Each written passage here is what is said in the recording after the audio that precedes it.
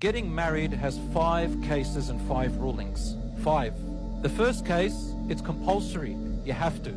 The second case, it's recommended. You don't have to, but better. The third case, it's neither recommended nor disliked. It's neutral. You want to do it, you don't want to, that's fine. The fourth case is it's disliked, recommended not to get married.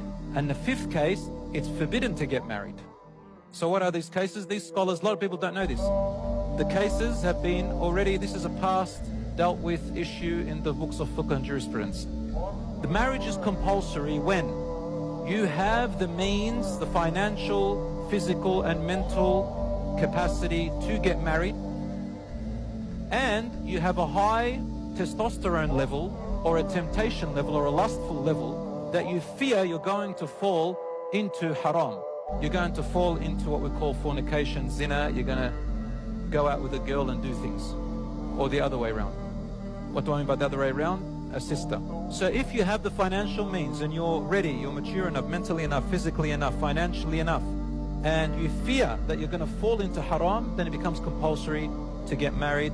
Or you have already close to falling into haram, or you're on the steps of falling to haram, and you know yourself that if you don't get married, you don't have a partner soon to have halal intimacy with them, then it becomes compulsory for that person to get married.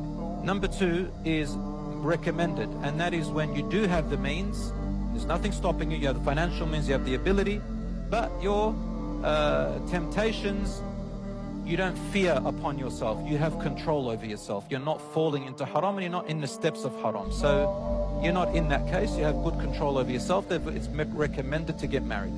And the haram stage is when they are unable to provide for a family, that if they were to get married, they know that they're going to cause oppression.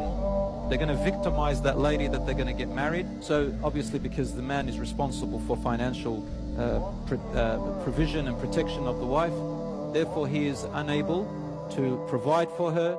If he gets married to her, he's going to oppress her, and their temptations are low.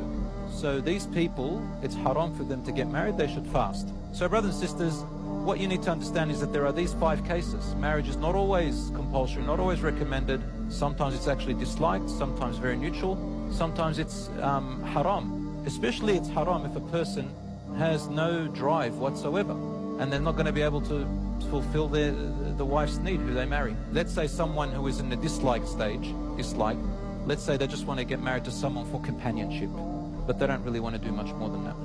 This person has to tell that person they're going to get married to that this is what they're like. So you might be asking, are there men that way? Are there women that way? Yeah. There are people who are born with hormonal imbalances. And there are those types. There are men who are a bit more effeminate and women who are a bit more masculine. And this is genetically correct. Even in Islam, we know this.